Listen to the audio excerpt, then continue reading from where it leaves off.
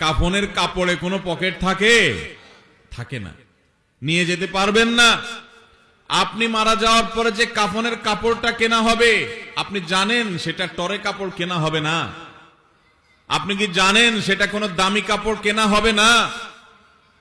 কাপড়ের মধ্যে সবচেয়ে সস্তা কাপড় দিয়ে আপনাকে কাফন দেওয়া হবে। কারণ যাদের জন্য এই সুদের কারবার করে টাকার পাহাড় গড়েছেন সেই সন্তানরাই বলবে, এবং তাদের বলাটা অযৌক্তিক না, যে এখানে দামি কাপড় দিয়ে লাভ কি, মাটির সাথে মিশে যাবে, নষ্ট হয়ে যাবে, কে দেখবে? দামি সাবান দিয়ে আপনাকে গোসল করাবে না। এই দুনিয়া থেকে কিছু নিয়ে যেতে পারবেন না, সব রেখে যেতে হবে। ভাগ বটরা করে ছেলে মেয়েরা খাবে, আর হারাম কামাই করছেন আপনি, জবাব দিতে হবে আপনার। আপনার চেয়ে বড় নির্বোধ কে আছে যে কামাই করবেন, চুরি করবেন যাদের জন্য, তারা কেউ আপনার চুরির দায় নিবে না।